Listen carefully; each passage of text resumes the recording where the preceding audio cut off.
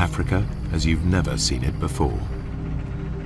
For the first time, a unique camera and trained observers reveal a new world. Their images may change your view forever. This is the picture you're used to seeing, a herd of wildebeest on the move across the vast, untamed wilderness of the Serengeti.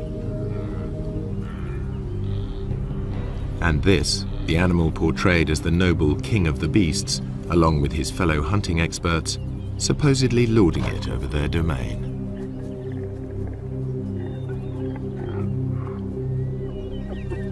While the laughing hyena normally gets a bad press as a sneaky scavenger, an ugly coward. Usually too, humans are kept out of the shot, yet the presence of the Maasai and of their cattle affects the whole balance of nature in this area.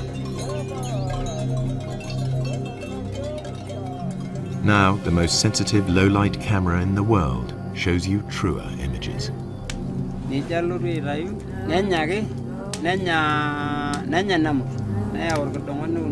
While the Maasai enjoy the warmth of their huts, outside the electronic eye at last turns night into day.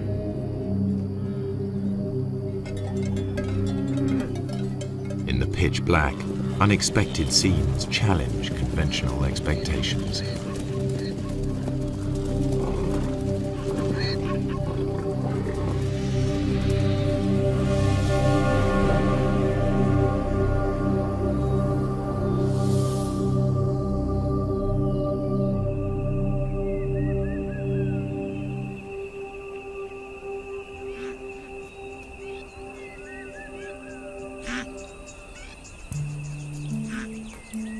The Serengeti is a complex system of natural relationships, home to 500,000 Thomson's gazelle, 250,000 zebra, and more than 1 million wildebeest.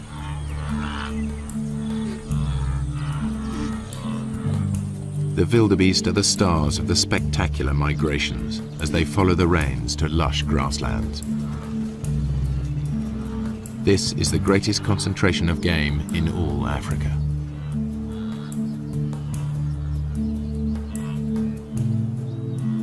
Their numbers attract the top predators, 3,000 lions in numerous prides.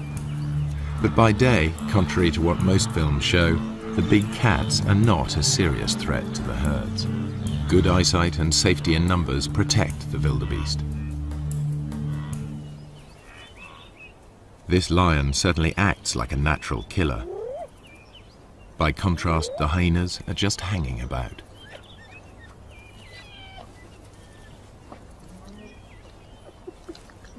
In fact, he didn't make the kill. He stole it from more skillful hunters. The blood on their faces proves just who did make the kill. All too often, hyenas are portrayed as light-fingered latecomers. Yet, while the hyenas were feeding, the Prince of Thieves appeared. This is the bit most wildlife films leave out. Lions pinch the hyena's prey. Far from scavenging for a living, 9 times out of 10, hyenas make the kill.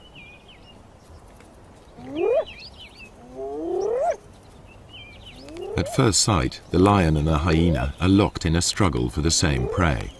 How can the hyenas make a living here at all? Until now, the only images come from filming by day. But lions and hyenas hunt most of their food in the dark. The balance of power is about to shift for everyone here.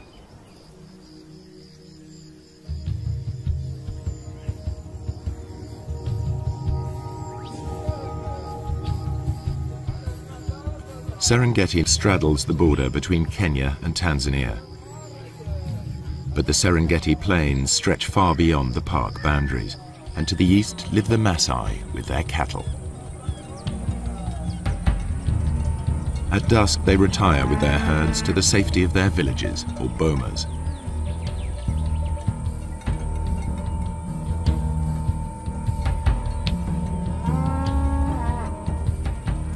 A wall of thorns keeps thieves and attackers away from their cattle and huts.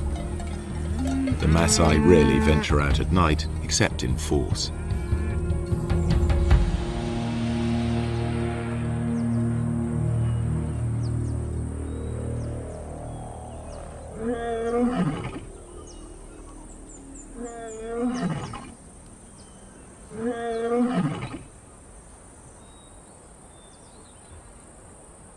Empty by day, the grazing land suddenly looks rather full, and these cats are not here for a nap. This is the only camera capable of recording what now happens. Technology also allows researchers to make a call to the animals themselves.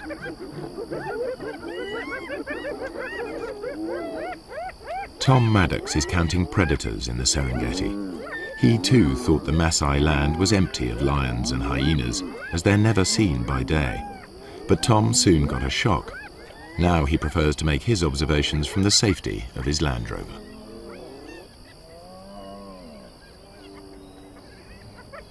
We use this technique that we call call-ins, and we basically have a tape of hyenas on a wildebeest kill. And when hyenas are on a kill, they make these whooping noises and these fighting noises. There's also a lion on the tape and it's fighting with the hyenas, and there's all this big commotion over this kill. And we play this tape on speakers on top of the car. And because lions and hyenas both rely on scavenging quite a lot in their diet, when they hear this tape, a lot of them will come in and they'll investigate it, thinking they're going to get a free meal.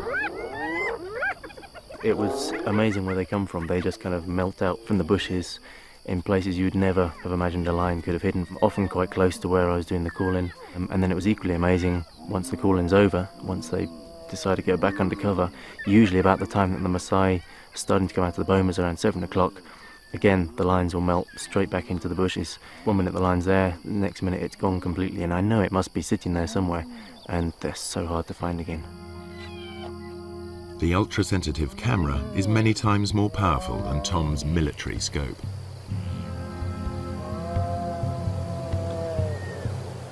Inside the Serengeti you can drive around and you can see hyenas and lions. They're very obvious throughout the day. Outside the national park, that doesn't happen. You can drive around for days and days and not see any. The fact that there are any lions at all on the Maasai's land is surprising. So far, I'm finding an extremely high number of lions outside the park. In fact, it's comparable to certain areas within the park. So lions are actually doing extremely well in an area where people are living and working and grazing their cattle, which to me was extremely surprising. Hyenas are also extremely common. Compared to inside the park, there were fewer, but there are still a sizable number thriving outside the park, and you will actually see them when you drive around in the evening. The hyenas are usually pretty visible. No wonder the Maasai report meeting wild animals frequently, even by day.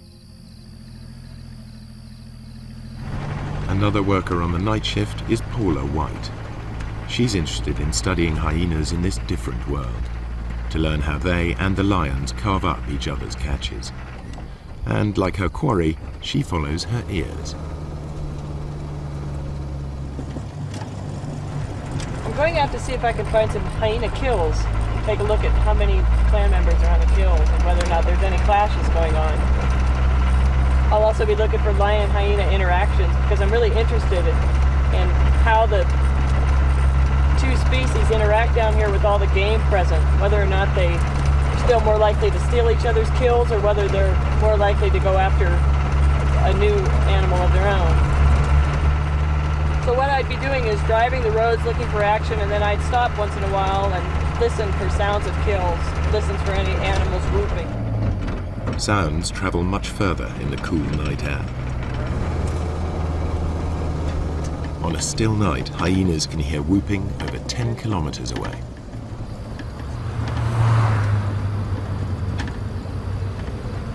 I think lions too are attracted to that sound and a number of other groans and squeals that usually accompany a hyena kill. It's a really exciting scene.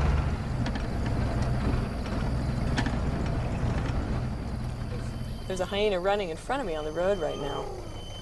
And the way he's running, I imagine he's going for a kill, so I'm going to stop and listen right now. What Paula and Tom are seeing leads them to rethink the conventional ideas about hyenas and lions at night and day.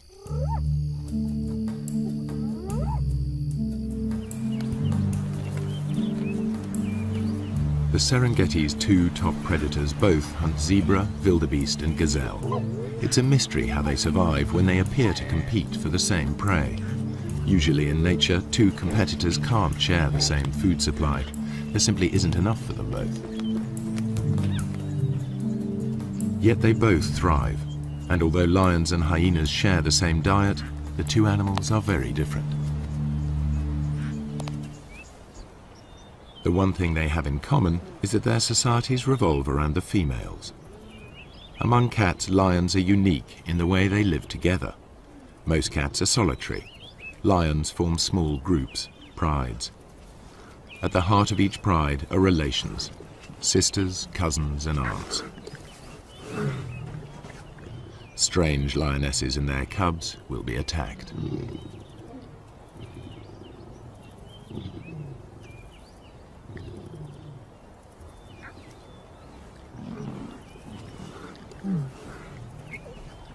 They cooperate to raise cubs. Lionesses will even suckle cubs of other pride members.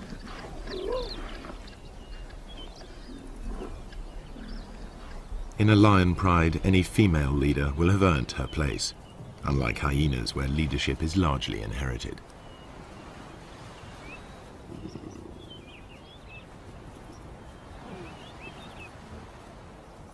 At times the males are absent, at others they hang out with the females.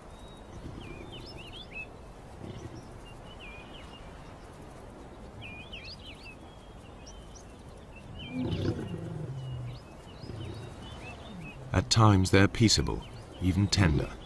At others, aggressive to all.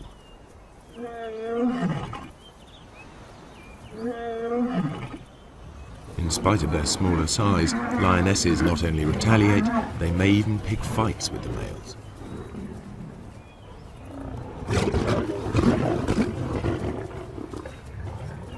However, male lions are physically more powerful. In a test of strength over a kill, the female will come off worse.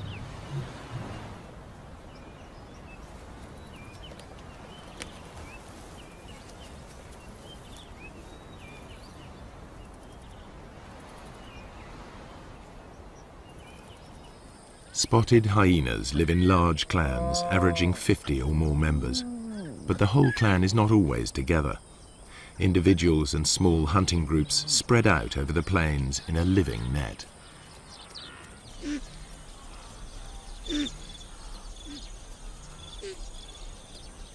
In the Serengeti, hyenas usually make dens in abandoned burrows. Here the cubs are easily hidden from lions and other predators. Litters are small, only one or two.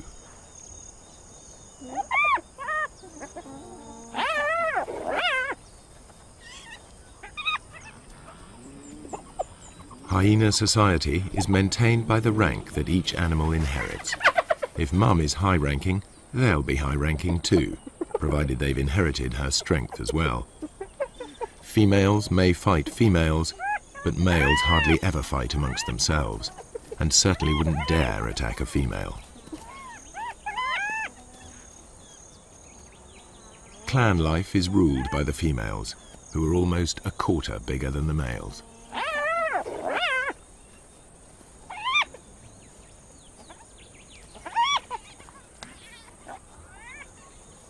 The cubs fight in their first days of life, but once they know their place, they're far more likely to play together than to scrap.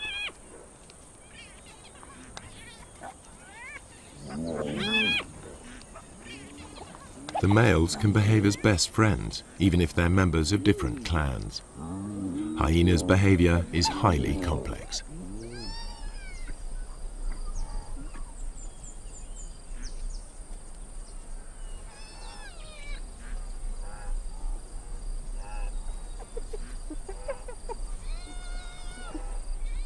From weaning to fighting, much of what hyenas do still remains to be studied by scientists.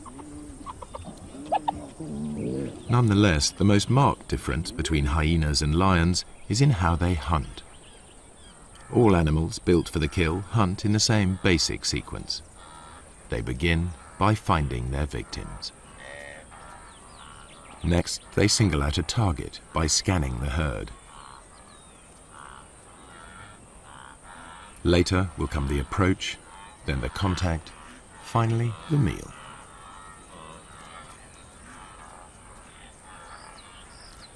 How they hunt differs sharply between hyena and lion.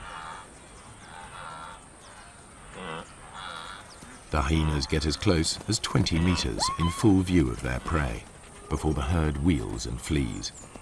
The hyenas will try to scatter the wildebeest before singling one out.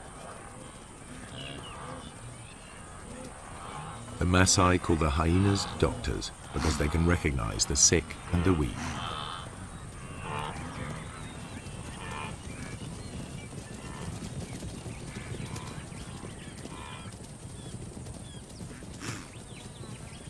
They run down their prey like wolves. Hyenas are endurance hunters. Chases can last up to 5 kilometers at full speed. Lions can't sustain this. They are sprinters. After the rainy season, much of the Serengeti National Park is a sea of long grass. The lions use it to mask their presence. They approach unseen by careful stalking or occasionally by lying in ambush.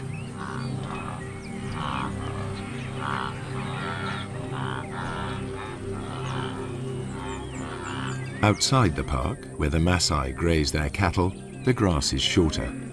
Any predator risks a confrontation with armed herdsmen. The lion sticks out. Not much chance of an ambush here. Hunting under cover of night makes more sense. As the sun goes down, life gets easier for the Serengeti's predators. Dusk diminishes to near complete darkness, which can continue all night if there are storm clouds or if it's a moonless night. The only camera on the planet powerful enough to see in total blackness even picks up stars invisible to human eyes.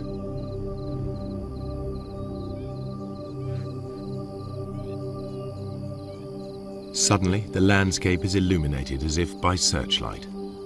Even so, humans can still only just pick out shapes. But to the grazing animals, it's as clear as day.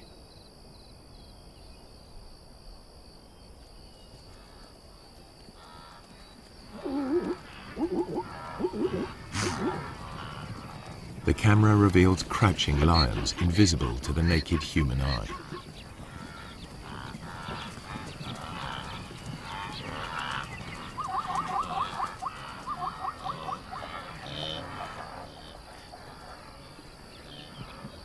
A night ambush could prove more successful.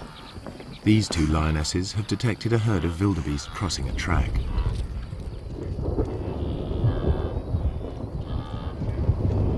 When the moon is up, the lions are limited to the techniques they use by day, stalking and ambushing. But it won't always be so light.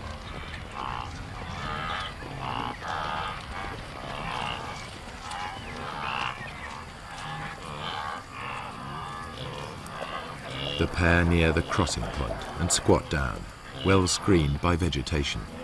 One crawls into position to jump a victim.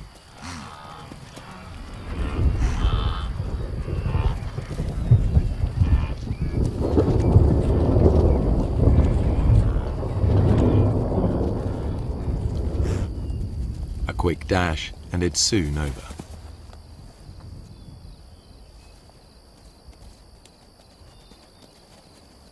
Although these lionesses have been successful, the moonlit night is really the best time for hyenas to hunt.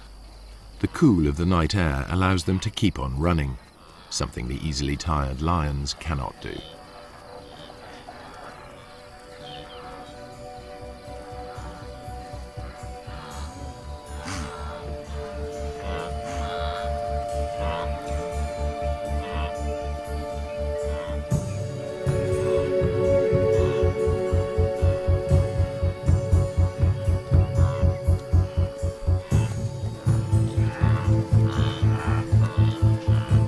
hyena's behavior at night is something scientists are increasingly able to observe for themselves.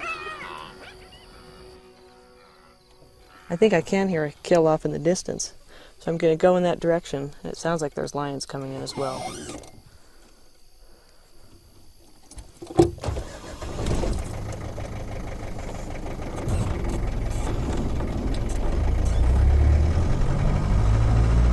Paula White's night vision goggles work because they and the camera see in the special infrared headlights of her Land Rover. I think the ability to use this sort of invisible light to observe animals, nocturnal animals, in their natural environment is really quite a breakthrough for research. Certainly I didn't begin to see the full range of hyena behaviors until I started coming out at night and using this sort of special equipment. It was very frustrating to me otherwise, because as dusk was falling and my own ability to observe them was ending, I knew that the hyenas were just beginning to wake up and just beginning to start their day, as it were, but I was left out of it. So now, as I'm able to follow them and observe them, I'm seeing things that I've never been able to see before. Now Paula can see in the dark, but it's her hearing that guides her. You often hear hyenas whooping at night, and that can mean any number of things. They're advertising their own location, they're trying to find other clan members. But the one sound that you really associate with a kill is a giggle. And actually that's where the term laughing hyena came from. But that's the sound that I really associate with kills. And it's a thing that other hyenas and lions hone in on as well. So really, driving around like this at night, using this enhanced vision and listening for kills, I'm behaving very much like a hyena. And there's one right now. I can see it going through the grassland.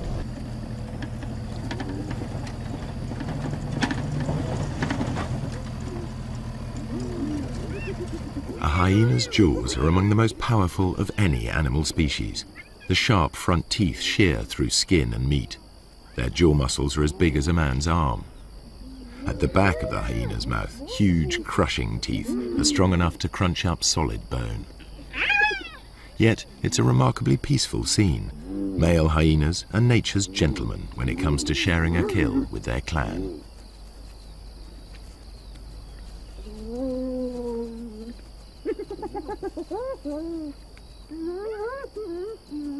Although the hyenas gulp down their meal, lions arrive in time to take the food from their mouths.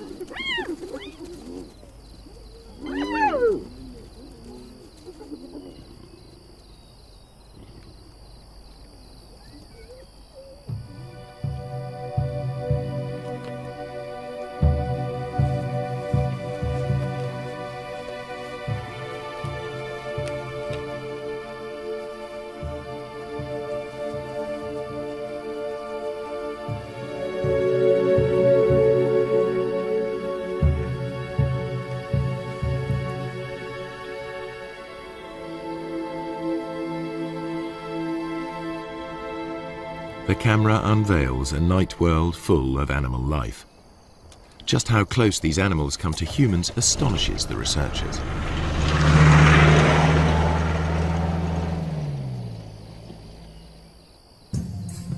I found a cheetah quite late in the evening. Sometimes the male cheetahs will stay active quite a long time into the night, and so I was following him. It went past dark. It was about 7:30, 8 o'clock in the evening, and he was walking straight up the road, straight towards a Maasai village. And I thought this was going to be fantastic. I was going to see how close cheetahs would get to Maasai villages, and suddenly he went leaping off the road. Onto the road stepped 4 lions. I then carried on following them instead, and they went almost within sight of the village. The village was just over the next hill. Lions will even break into Maasai villages in an attempt to reach the cattle inside. The Maasai mount a defense, but it's dangerous. The balance of power has switched. The nocturnal hunters are in their element.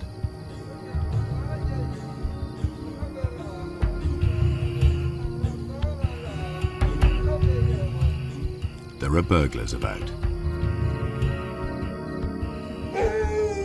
The guard dog is aware of the hyena, but the Maasai will register its shape only dimly.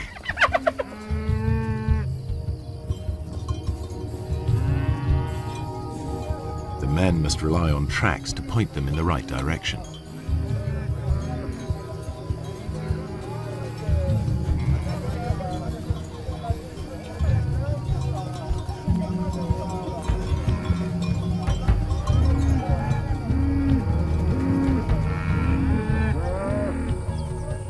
During the attack, a cow was killed and dragged off.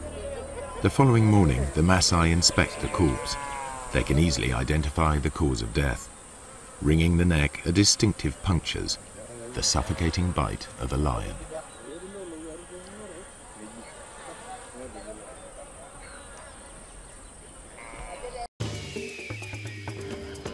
This show was created for you and your family to watch together. Welcome to Nat Geo Wild. The culprit also mauled a warrior. The wounds could quickly become infected. The tribal doctor cleans the site thoroughly, without anesthetic. The Maasai prize suffering without complaint above all.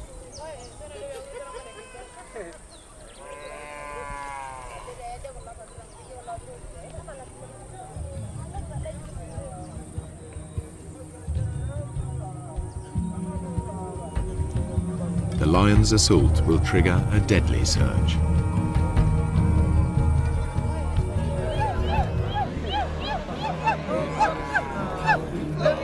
Maasai warriors respond to the alarm. The young unmarried men gather. This is what they've been training for years.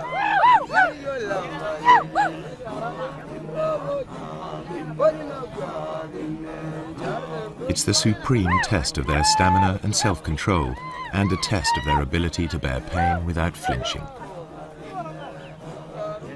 This is what they've been waiting for just such a chase.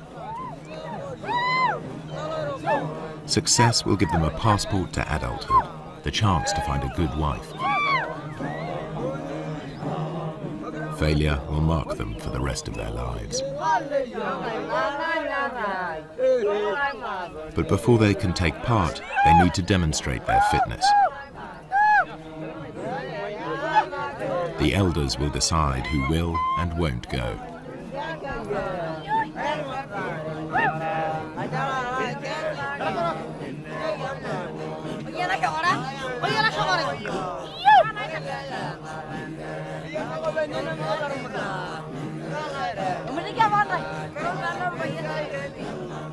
The warrior group arrives at the settlement where the cow was taken.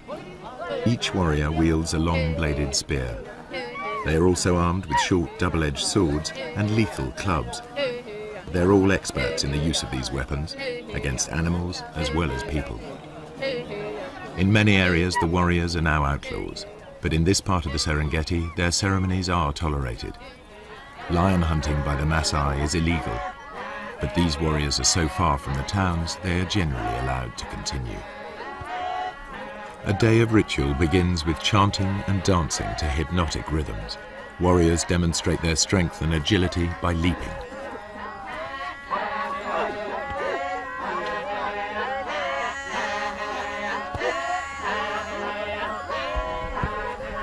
Fueled by intoxicating herbal drinks, they dance into the night.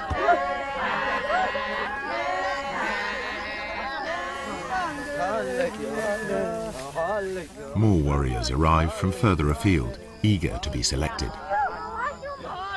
Everyone is in a frenzy of anticipation.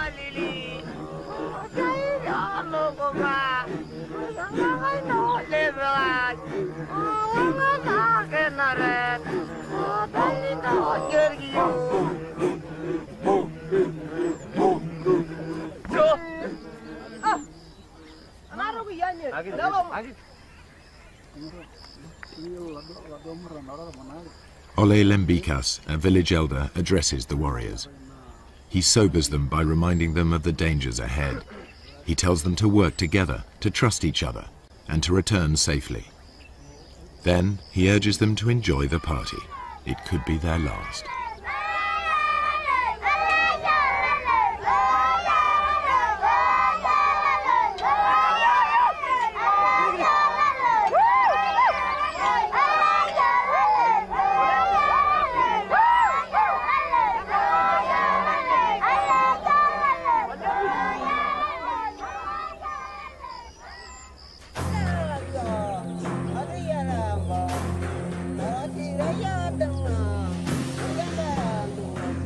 In the morning, two hunts unfold far apart.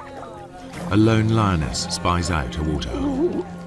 Animal or human, hunters face mortal danger in the coming hours.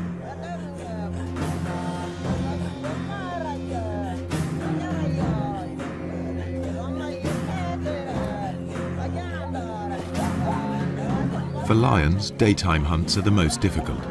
For filmmakers, this is when it's easiest to film, so this is the image that's so often repeated. Prey unaware of the lioness hidden in the grass.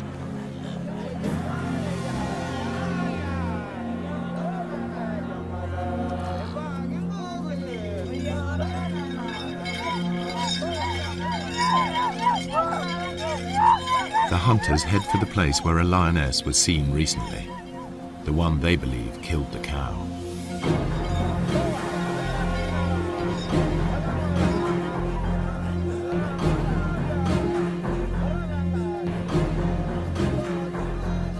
The herds are busy drinking.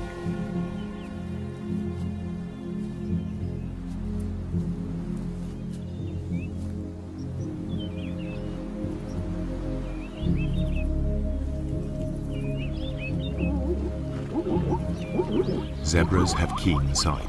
Their bulging eyes give a wide-angle view of danger.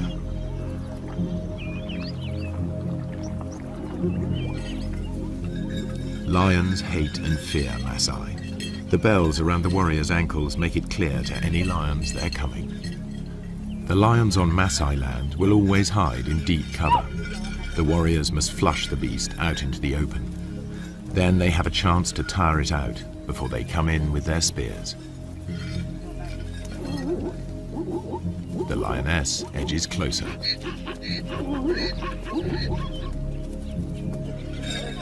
The warriors' search may last all day, covering up to 40 kilometers. The lioness's prey is within 30 meters.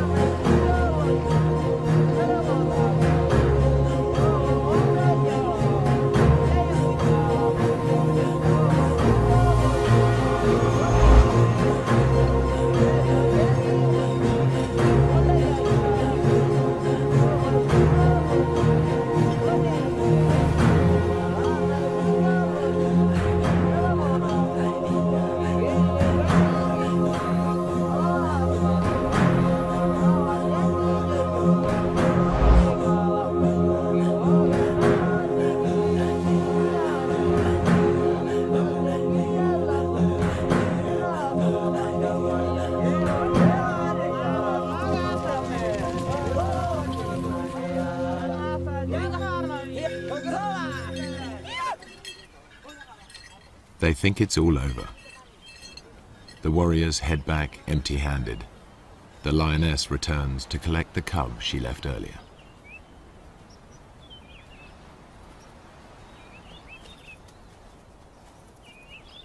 She hid it in long grass nearby, but the chaos of her hunt has attracted members of another pride. This is their patch, and they'll defend it.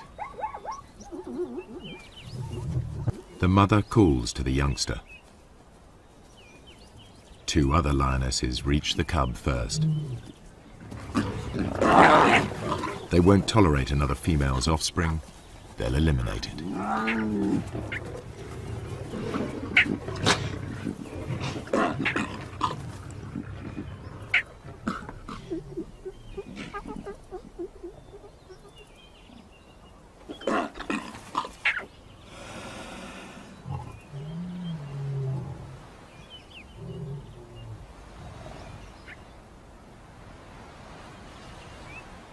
This is not about hunger.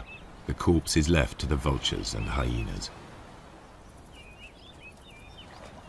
The mother's life too is under threat. She's no relation. The pride will kill her if she stays.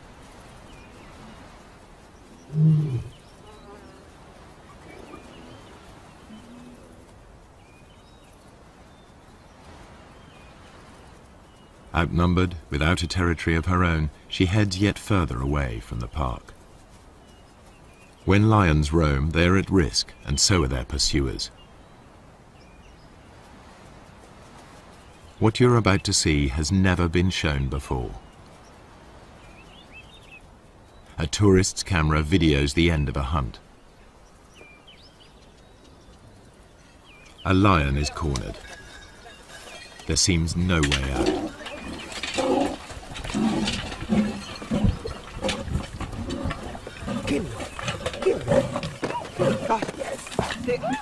A warrior throws a spear.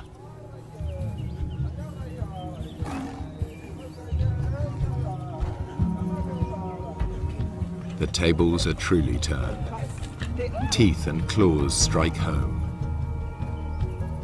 The wounded warrior continues, believing the lioness chose him as the weakest. To overcome his shame, he needs to finish her off.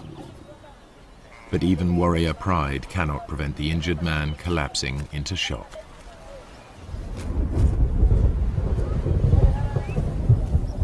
Meanwhile, the lioness dies of her wounds. She's wearing a radio collar, a park lion. Two different worlds clash. The Maasai collect a trophy, the scientists collect data. Each sees the lion in a different light. It's not a romantic, we like to live with wildlife kind of situation, but they never do something to the extent that if a lion is being a problem, they don't go out and try and kill every single lion that they can find in the entire area. I have great respect for them for tolerating them to such a great degree. In truth, the warriors have made a lethal mistake. The wrong lion has paid the price, and the outcome is nearly fatal for one Maasai.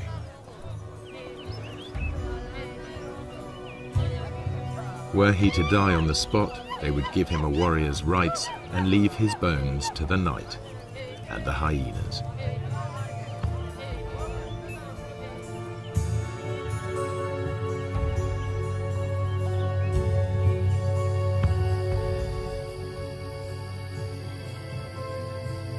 Night is the time of the four-footed hunters. Most hours are clouded over or feebly lit by faint stars.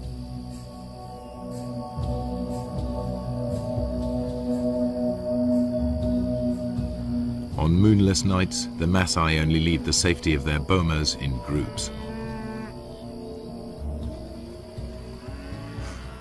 But there is no safety in numbers now for the grazers of the plains.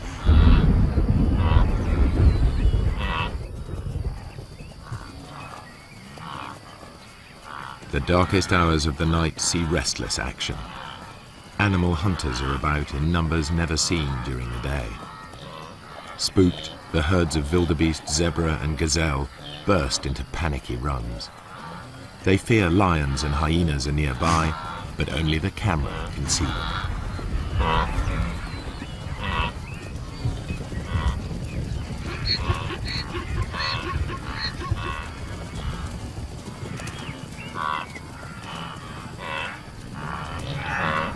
Not only the zebra are uneasy, a clan of hyenas is also on edge. They've made a kill in another clan's territory. It isn't long before one of the owners claims his rights.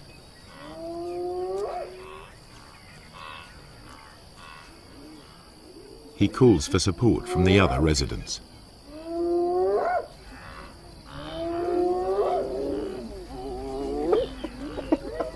His clan bustles in to drive the invaders away.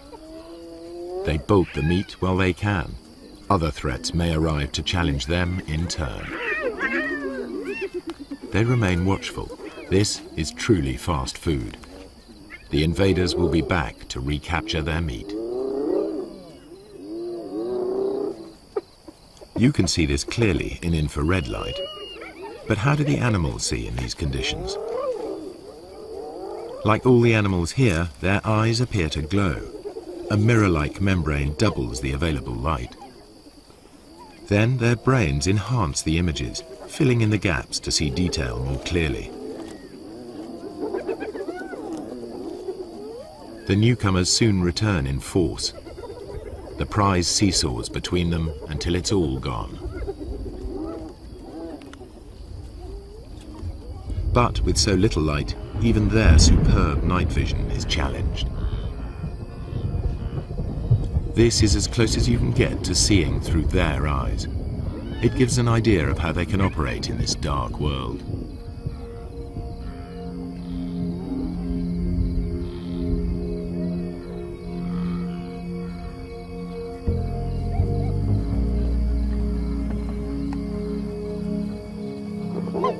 The lions and hyenas continue their battles, as if unhindered by the darkness. Once again, the lions have stolen the hyena's kill, but they all appear to be able to see exactly what's going on.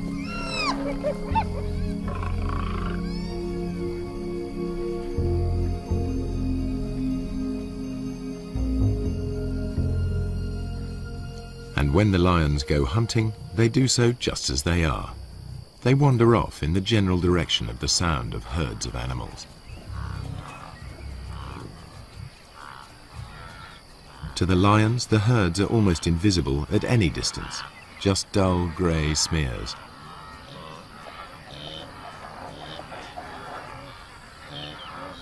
But they can locate the grazers easily by sound and smell.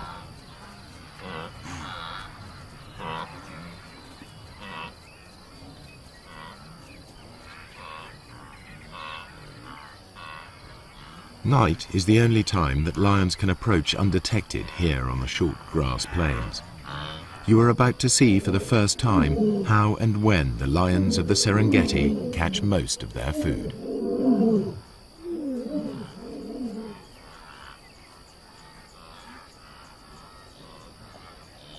A Tommy dips his head to see whether or not he can see danger silhouetted against the sky.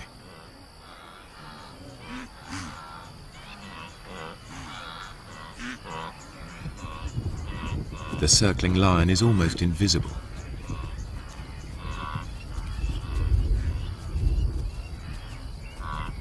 Bathed in infrared light, it stands out.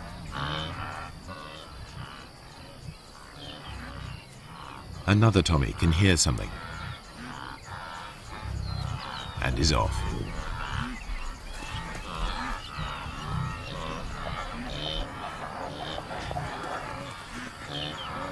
The lion's game plan is always the same. Get close to the herds, then spread out. They don't need to make any effort to hide themselves. Only their footfalls give them away.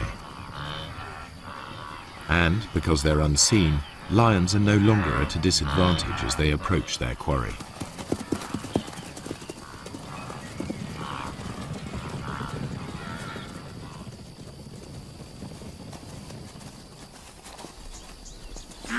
Two young males take a small zebra with ease.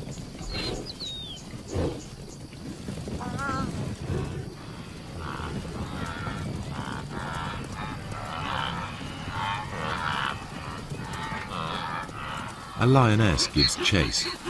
A high kick lets her quarry escape.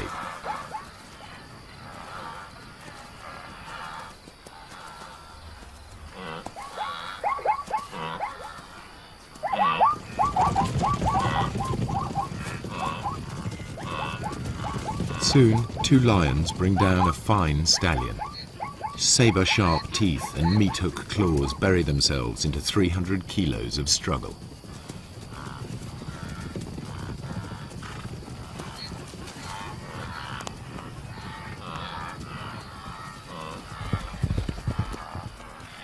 One lion grips the throat in a stranglehold, the other prepares to feed.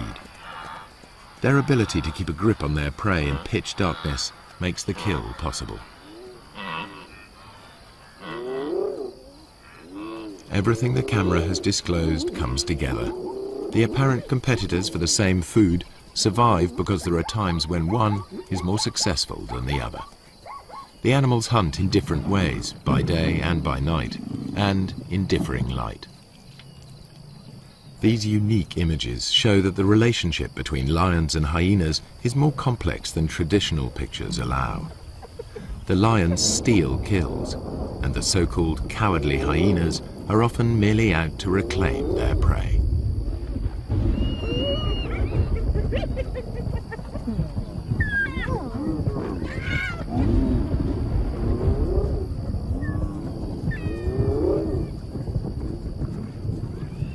Don't say you've never seen a brave hyena. A thieving male lion is forced to take them on. The hyenas persist even though a single blow could be fatal. This frequent nighttime behavior has never been recorded before.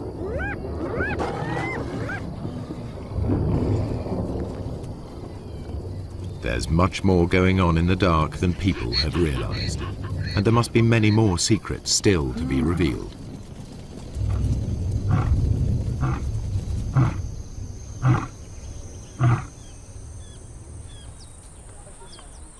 At dawn, the Maasai dismantled the thorns barricading the entries to their bomas. No lions or hyenas are to be seen outside. The killing fields of the night are transformed into places where cattle may safely graze.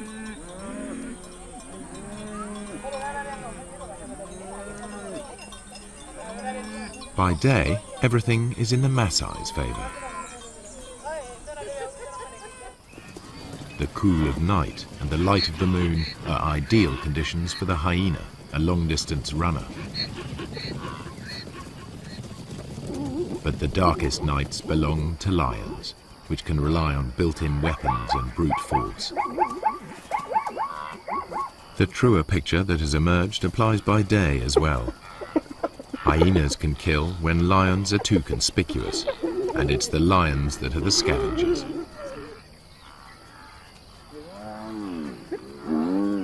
In the end, they don't so much compete as coexist, hunting in different ways and at different times. In the centuries that the Maasai have dwelt on the plains, they too have found a way of treading lightly on the land. Now, droughts and overpopulation bring challenges to their old ways.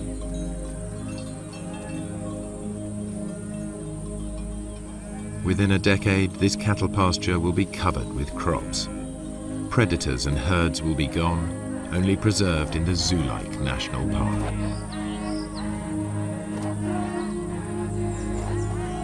The warriors will step back into history, their culture bartered for bit parts in conservation and tourism. If the Maasai have a vital lesson to teach, it is that lions give meaning and purpose to their lives, worthy adversaries for warriors.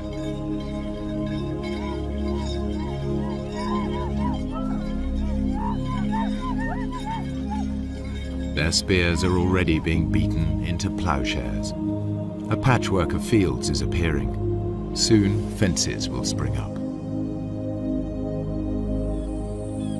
Nature's carefully crafted balance of power will be upset, animals and people in conflict.